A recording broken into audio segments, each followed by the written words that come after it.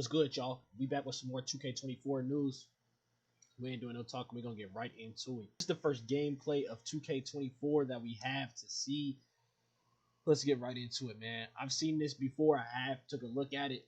There isn't too much new. You can't really see anything. The one thing I did notice right there where the arrow is, that is where the shot feedback is now. The shot feedback is when you shoot your jumper, and then if it tell you late, early, green, excellent, whatever it says, it's down to the left now when it used to be up top where my cursor is. I like it more up top, but it is what it is. They might have an option where you can change it, or you can just completely turn it off if it really throws you off that bad. That's all the gameplay we have for now. I will be posting more updates on gameplay when it drops. Gameplay is huge to me. That is really all I care about is the gameplay changes. I just want the game to feel good and be playable and be able to have fun on the game. I haven't had fun on the 2K in years because of the gameplay. I guess you could call this a gameplay change right here. I don't know if this really counts, but this is the new scoreboard. The scoreboard, you see Kristaps Porzingis on my Celtics right there, baby. We finna be cold this year. But nonetheless, the new scoreboard changes. That I think right here it shows you like maybe like field goal percentages, how many points players have in the game, which I think could be dope. A new scoreboard can't hurt anything. It actually looks way cleaner in my opinion. The big scoreboard rather than having that little bitty right here where my cursor is, having that little bitty square that tells you the score. This is actually a very huge quality of life improvement that I think will make the game look a lot cleaner. Here we have the play now screen. The Celtics versus the Suns. Whoever's using the Sun is a bot. I'm guessing this came from the 2K Play Now event with all the content creators. Somebody probably snuck in a phone, or not stuck in a phone, but snuck in a picture. They had the Celtics versus the Suns. So this is what the Play Now screen looks like. It looks dope to me, but I don't play Play Now that much, so it doesn't really affect me. I really care less about Play Now, but for those of you all who do care about Play Now and just sit on the couch with your dad, with your granny, whoever you playing with your boys, with your niggas who just play now, this would be dope for y'all. It honestly kind of looks the same to me, but I could be tripping because I haven't seen the play now screen in a long time in 2K23. Here's them confirming crossplay. In September 2017, a configuration change to the game allowed players to play against each other across Xbox One and PlayStation, as well as PC. On June 12, 2018, the release of the Nintendo Switch version of Fortnite added the ability to play against Xbox One players. I don't know why 2K would post this. This doesn't really make sense to me. They're making it seem like crossplay was this impossible thing to do. That shit is not that hard. Every game has crossplay now. But congrats on 2K for getting it done, my boy. Finally. Here is some My NBA changes. The new to My NBA will be the LeBron era. Beginning in 2011, guide your team against or even with LeBron and take your franchise to the next level against some of the all-time greats. Also coming to 2K24 is Simple Errors. This is a casual, more easy way to navigate versions of the main mode aimed at players who just want to make a few moves and get on with the action. So all I really got from this is there will be a new era called the LeBron era. They used to have I think it was the Magic Johnson versus Larry Bird. Who was the other one? Michael Jordan, maybe. It was Michael Jordan and then the Kobe, and now they have a new one after Kobe, which is the LeBron, the GOAT. This is some more WNBA news, which I'm not going to touch, but some of you all might actually be interested in this. Start your journey as a college star or an undiscovered gem from overseas in your pursuit of greatness. You'll be tested against the best the league has to offer. How will you measure up? Collect new historic merchandise, WNBA signature shoes, and all new badge perks along the way. This right here, actually, the badge perks. I don't know if this is just for WNBA specific, or maybe that is going to be in the part 2, but badge perks just sounds like some new content we might get. This could be WNBA exclusive though, so don't quote me on that. Here is some really big news about my career in 2K24. Take control of your legacy in my career and ascend from a generational talent to a Hall of Famer, chasing greatness and championships along the way. Explore a stunning new tropical backdrop and flex your custom personalized style in all new beachfront city. So this confirms the new park is going to be a beachfront-like park. We're going to be hooping on the beach. The last beach I hooped on was Sunset in 2K17. If they can make it look anything like Sunset, then we will be in business. That shit is going to be cold. Sunset Beach. If you went to any other park than Sunset Beach in 2K16 and 2K17, you was a random. The River City Rough Riders was trash. The Flyers was trash. If you didn't play in Sunset Beach, you was. If you even was from the other parks, you would still go to Sunset just to play because it looked the best. That's where all the hoopers went. Here is 2K talking a little bit more about pro play, next level gameplay, leaps forward in NBA 2K24 with all new pro play technology using actual footage from NBA games. NBA 2K24 maps unrivaled gameplay with compelling moves from the NBA season. Pro play translates your favorite player's signature, crossovers, spin moves, and jump shots into the game animations to create the most authentic NBA 2K game yet. Now, I don't really understand pro play. I don't understand how it's different from mocap. If you know what mocap is, it's when they have those black suits on with all the bubbles on them and they go in there and translate animations.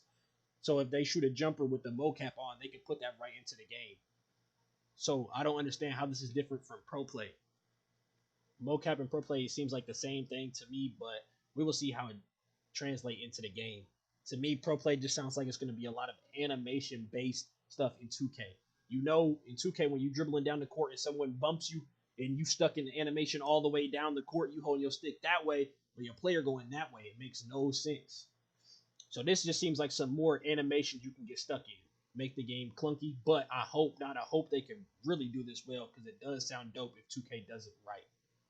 Here is the WNBA cover. So if you go to the store and buy the hard copy from like GameStop, this is what you will be getting if you buy the WNBA version. I do not know who this is. Sue Bird. I guess this is Sue Bird. Sue Bird is on the cover of NBA 2K24 WNBA version.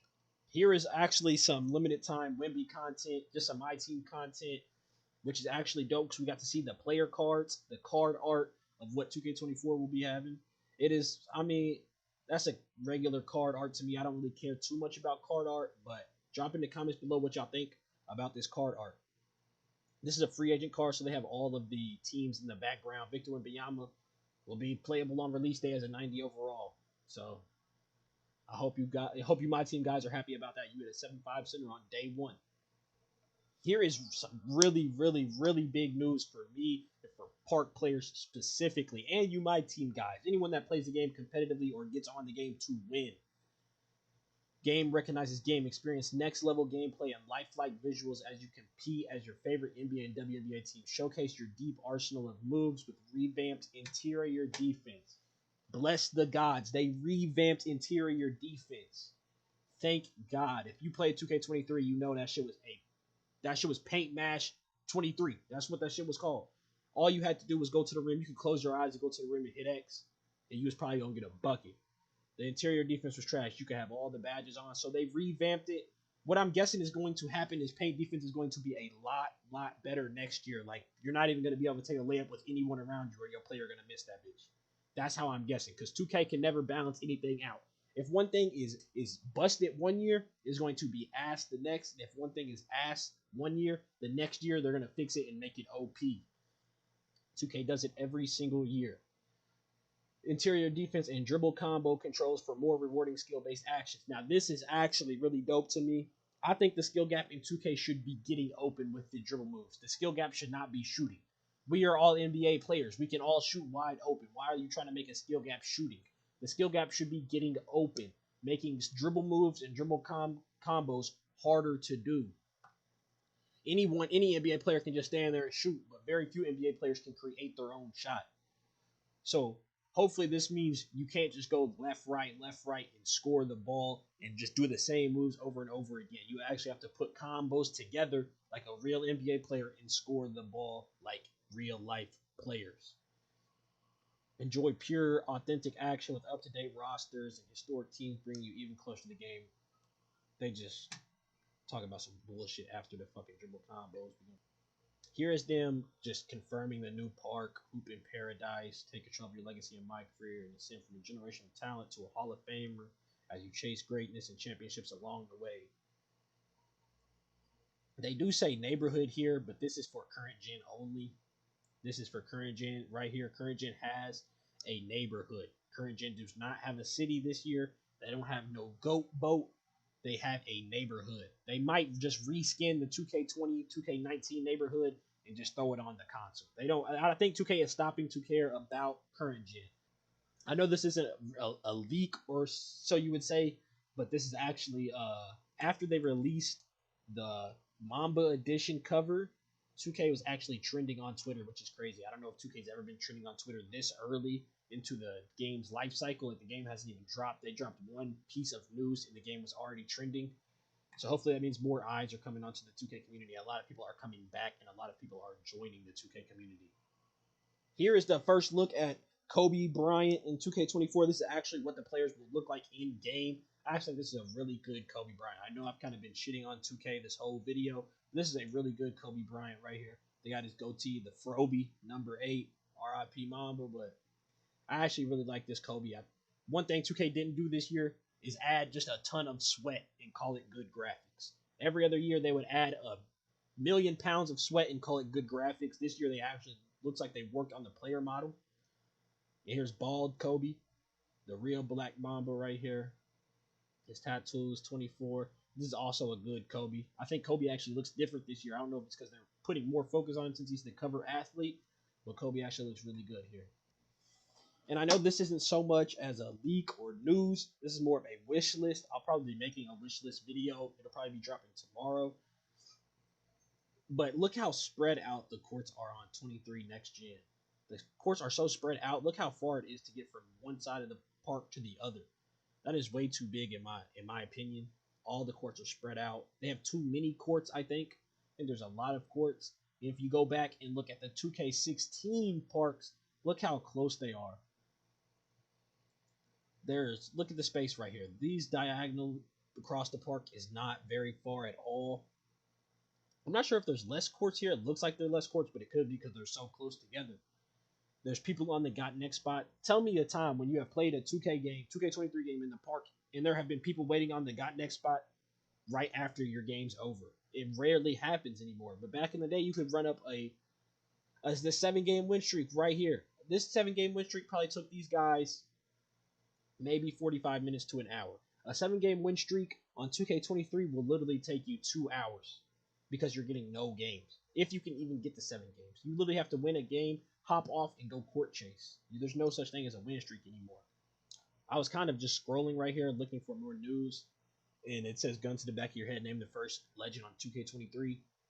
I know who it is, I think, but drop in the comments below who you think the NBA 2K23 first legend was. Remember back in the day, first legend used to be a very big, like everybody wanted to be first legend.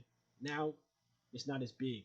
The first legend I think was Bullet TV, but he didn't really get a lot of recognition like you would back in the day.